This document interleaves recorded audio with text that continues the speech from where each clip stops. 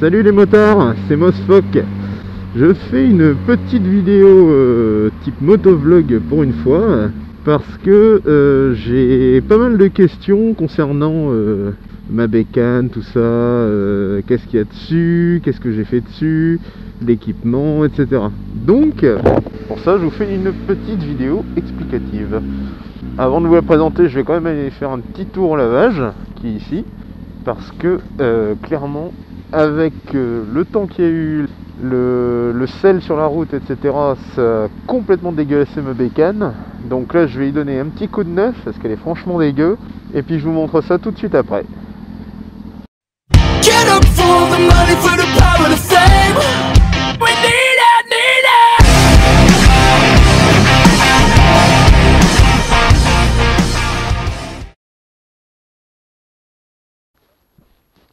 Bon, ben voilà les gens, elle est enfin toute propre, toute belle, enfin dans la limite du raisonnable on va dire, c'est pas encore parfait mais bon. Donc voilà, comme je disais, je vais répondre à quelques questions que certains abonnés me posent. Je vais vous présenter la bête. Petite Hornet Honda 600 de 2004, plus toute jeune mais elle roule très très bien. Donc elle fait 106 chevaux. Je l'ai acheté à un collègue de boulot le jour même où j'ai eu le permis, qui était déjà venu avec au boulot et qu'elle me plaisait bien. Je l'ai eu tout été d'origine. Je me suis amusé pendant ces 1 an et quelques à faire quelques petites modifs dessus. Donc dans les modifs, mis à part les petits changements de levier, donc que ce soit frein ou embrayage, suite à on va dire une petite chute ou deux. Bon là rien de grave, hein, c'était des chutes à l'arrêt, mais naturellement c'est ça qui prend le plus avec les top blocks, parce que les top blocks ça protège bien mais pas toujours tout. J'ai ajouté des poignées chauffantes comme vous pouvez le voir ici, donc des poignées Oxford. Pour les références, je mettrai les liens, enfin les différentes références dans la description de la vidéo YouTube. Certains sont assez observateurs, on peut remarquer dans mes 2 premières vidéos qu'il y a eu plusieurs séquences où en fait je change de rétroviseur. Donc, la raison est simple, c'est parce que du coup je cumule les rushs vidéo depuis quelques mois maintenant, que j'avais pas pris le temps de me mettre au montage, etc. Donc j'ai cumulé, et du coup je les mets un petit peu dans le désordre. Et du coup j'avais pas ces phares là avant, j'avais les phares d'origine carrés, enfin rectangulaires, assez moche d'ailleurs. Donc là j'ai acheté des rétros tout con, carbone, un peu plus design. Donc les clignotants ici qui ont été échangés également. À la base je les avais mis à l'arrière parce que j'avais un petit souci de clignotant à l'arrière. Et comme j'ai changé mon passage de roue, du coup ils sont plus compatibles. Et donc j'ai préféré mettre les neufs à l'avant, hein, pour dire de ne pas les perdre. C'est les mêmes clignotants que d'origine, sauf que l'optique est blanc au lieu d'être orange pour ceux d'origine. Au niveau des pneus, je suis passé récemment, donc récemment c'est-à-dire en fin 2016, je suis passé de Michelin à Pirelli. Là j'ai pris des Diablo Rosso 3, un petit peu plus mou que les Michelin Road 4, mais qui donc durent moins longtemps. La gomme est un petit peu plus tendre, mais voilà, c'est beaucoup plus sympa je trouve au niveau de la tenue de route, etc. Bon, ils sont un petit peu plus chers aussi, mais bon, rien d'exceptionnel non plus. J'ai changé le guidon, c'est pas le guidon d'origine, tout simplement parce que je me rendais compte en montant sur la moto, d'ailleurs je vais le faire tout de suite, en montant sur la moto, avec l'ancien guidon, je le trouvais trop court parce qu'en fait, dès que je posais les mains, instinctivement, je me retrouvais avec les mains au bout du guidon. Donc à chaque fois, j'étais obligé de me reprendre à en mettre les mains où il fallait. Du coup, j'ai choisi de prendre un guidon un peu plus large. Donc voilà, c'est toujours aussi confortable. Sauf que là, maintenant, instinctivement, je mets les mains où il faut. J'ai fait installer également une petite prise USB ici. Tout simplement quand je branche le GPS, hein, ou le téléphone, tout simplement. Relié directement à la batterie. Ici, c'est simplement mon support téléphone. Parce que mon téléphone est du coup dans un case spécial qui se clipse là-dessus, que je n'ai pas mis aujourd'hui. Bon là j'ai changé récemment les commodos. Bon c'était pas par coquetterie, simplement parce que je n'arrivais plus à enclencher mes clignotants, parce que les commodos de base commençaient à rendre l'âme. J'ai changé, comme n'importe quel motard, l'échappement, j'avais l'échappement d'origine. Donc là je suis passé sur un MIV ovale alu et qui me convient très très bien. Il y a un super son, rassurez-vous, ce trou béant que vous voyez là, n'est pas d'origine. Je ne pratique pas la mécanophilie, on est d'accord. Allez les enfants, tous avec moi, c'est parti. La mécanophilie, c'est quand t'aimes baiser les voitures. Simplement, voilà, je trouve que, même si c'est pas forcément légal, ça c'est toléré par certaines forces de l'ordre. Simplement pour qu'on m'entende un peu plus, parce que c'est vrai qu'avec la chicane, de base, ce voie d'échappement ne génère pas énormément de son. Il a à peu près le même son que le pot d'origine, quand on retire pas la chicane, je trouve. Donc voilà, j'ai préféré le retirer. Concernant les jantes, ce sont les jantes d'origine. Simplement, j'ai un ami qui est fan de moto, mécano dans l'âme, qui m'a proposé à un prix très attractif de polir mes jantes. Donc de base, elles sont noires. Donc vous pouvez voir ici qu'elles ont été polies. Bon là, j'ai nettoyé vite fait la moto, donc malheureusement, j'ai pas eu le temps d'entretenir correctement les jantes.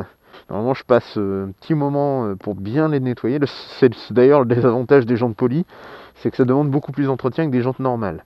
Mais bon, après, c'est un choix, moi j'assume, il n'y a pas de souci. Bon, ça, c'est pas la selle d'origine, mais je l'ai eu comme ça. Celle confort cuir, spécial Hornet, comme vous pouvez voir la belle écriture ici. J'ai fait installer aussi sur cette moto un système anti-vol. Simplement parce que j'ai eu de très mauvaises expériences avec la petite 125 que j'ai avant. Bon, c'est pas comparable, mais on avait déjà essayé de me la voler 2 fois, sachant qu'elle est plus légère, qu'il n'y a pas d'antidémarreur dessus, etc. Et depuis, j'ai développé une petite phobie du vol. Donc, dès que je l'ai eu, j'ai fait installer un système Technoglobe.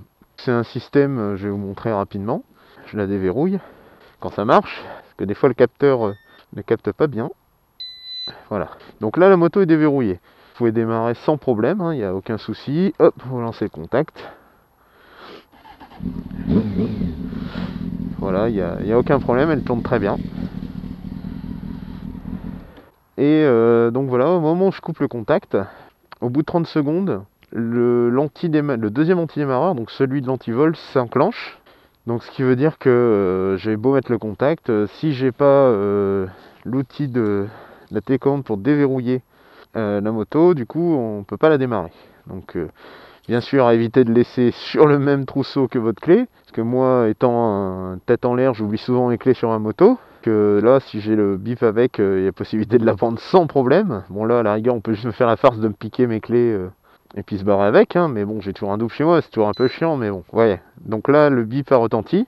Si j'essaie de démarrer, voilà, fonctionne pas. Donc il faut absolument déverrouiller pour pouvoir lancer le moteur. Alors en plus du système d'antidémarreur, si avant les 30 secondes je réenclenche la télécommande, là ça veut dire que l'antivol est activé. Donc il n'y a pas que l'antidémarreur. Maintenant, si on tente, je ne vais pas le faire ici parce que je vais peut-être réveiller le voisinage, si on tente de bouger la moto alors que l'alarme est mise, du coup elle se met à sonner. Donc bon, ça n'empêchera pas de la voler, mais bon, ça limite un peu les chances. Également, donc j'ai eu avec ça la petite télécommande qui marche à peu près 600 mètres. Donc si je l'active, si on tente de voler la moto, du coup j'ai la télécommande qui se met à biper également. Donc ça permet, par exemple, si vous sortez au café ou autre, que vous mettez la moto dans un coin qui craint un peu, au moins avec ça, vous avez la possibilité de savoir si la moto, quelqu'un l'a bougée ou tente de la voler, etc. C'est un peu gadget, certes, mais bon, j'aime bien l'avoir également.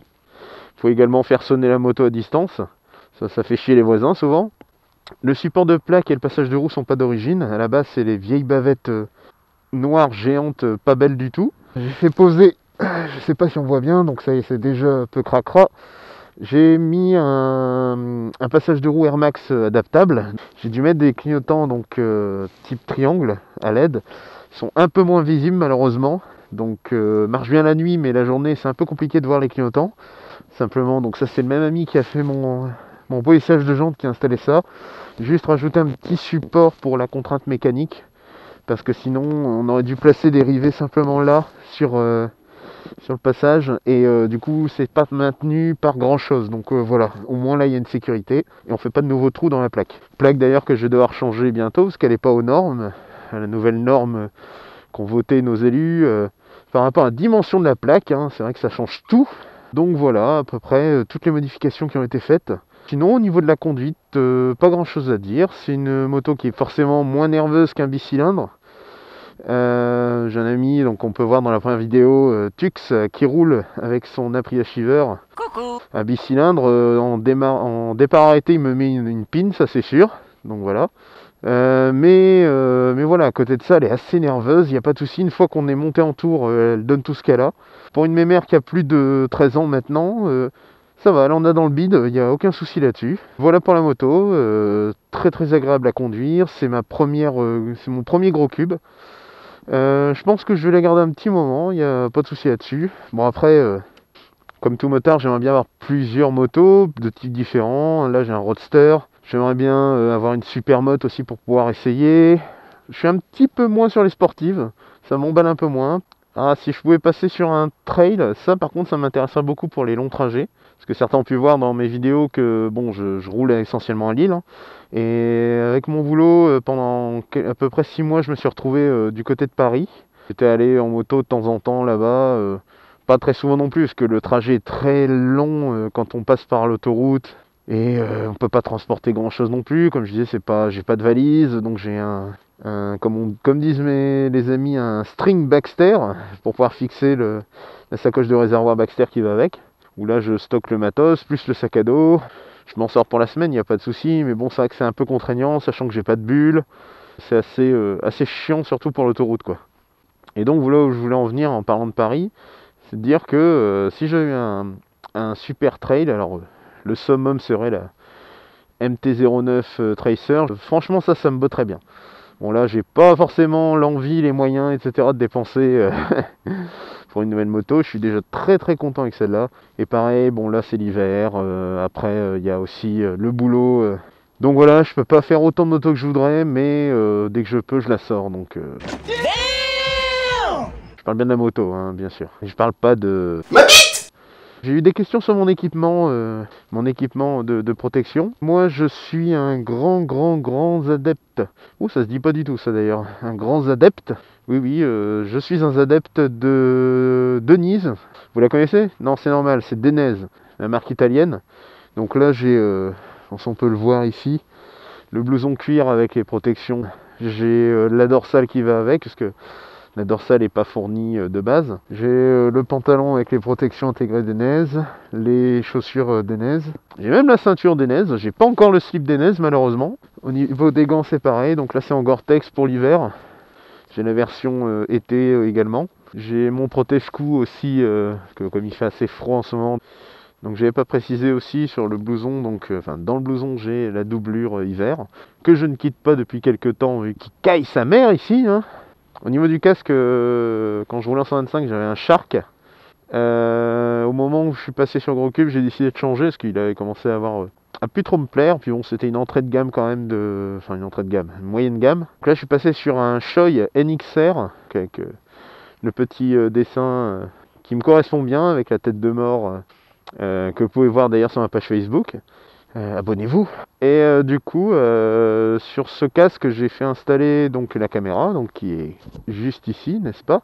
Ouh, la caméra. Et du coup, j'ai installé également depuis peu, donc je me suis acheté un système sans fil Q3 de Cardo, un intercom. Donc j'avais acheté en duo pour moi et Madame Mosfock, comme ça, partager la musique, tout ça, mais aussi pouvoir échanger avec les copains quand on roule, c'est plus sympa. On a pu voir plusieurs visières sur mes vidéos, donc j'ai les visières classiques. J'avais acheté la visière fumée. Là j'ai acheté donc cette nouvelle visière qui est 2 fois plus chère qu'une visière normale. Une visière chromatique. Donc Shoei l'a sortie il y a très peu de temps. On n'a pas beaucoup d'exemplaires en France. Et en fait c'est donc une visière qui change de teinte en fonction de la luminosité. Que bon, c'est pas instantané mais ça réagit assez vite. Dès que je roule la nuit, je vois totalement clair. Et dès qu'il y a un peu de soleil, elle commence à foncer. On dirait pas parce qu'il n'y a pas beaucoup de soleil, mais elle commence déjà à être bien foncée. C'est sympa. Voilà, parce que pour précision, je n'ai pas de filtre solaire en plus dans le casque, hein, j'ai que la visière. Au niveau de la caméra, j'utilise une HD Drift Ghost S. La nouvelle va bientôt sortir, la 4K, je crois, d'après le site de Drift. Bon, ça m'intéresse pas pour le moment, je m'en sors très bien avec cette caméra. Sinon, que dire sur moi? Comme certains me suivent depuis le début, je n'existe pas depuis très longtemps, ma chaîne n'existe pas depuis très longtemps, ça fait à peine un mois. Je m'excuse d'ailleurs, là j'avais dit de prendre un petit timing à respecter au niveau des sorties des vidéos. Malheureusement, je suis tombé malade fin décembre et je le suis toujours aujourd'hui, donc ça commence à traîner un petit peu. Donc j'ai pas pu faire de moto pendant des semaines. Donc comme j'ai un petit peu de contenu d'avance, j'ai pu sortir les vidéos à un bon timing. Donc là, je fais ce petit motovlog justement faire un petit entre-deux. Dès que je commence à pouvoir reconduire un petit peu, donc j'espère début de semaine prochaine, je vais pouvoir avoir un petit peu de contenu, nouveau contenu. Donc je me suis mis au motovlog simplement parce que j'adore la moto, que je suis beaucoup de motovlogueurs sur YouTube. Je connais bien Wallan, je connais Monsieur Marty, 100% Bitume bien sûr, Motard de rue aussi, qui d'ailleurs a gentiment mis un petit commentaire sur une de mes vidéos. C'est un des premiers que j'ai connu sur YouTube et du coup c'est toujours sympa d'être suivi par les mecs que nous on suivait en commençant, avant même de commencer d'ailleurs. Mais voilà, donc n'hésitez pas, si vous avez des questions, laissez en commentaire, abonnez-vous, partagez, mettez un pouce bleu, rejoignez ma page Facebook et puis ma page Instagram également, donc n'hésitez pas, allez bisous les loups, salut les motards et V à tous.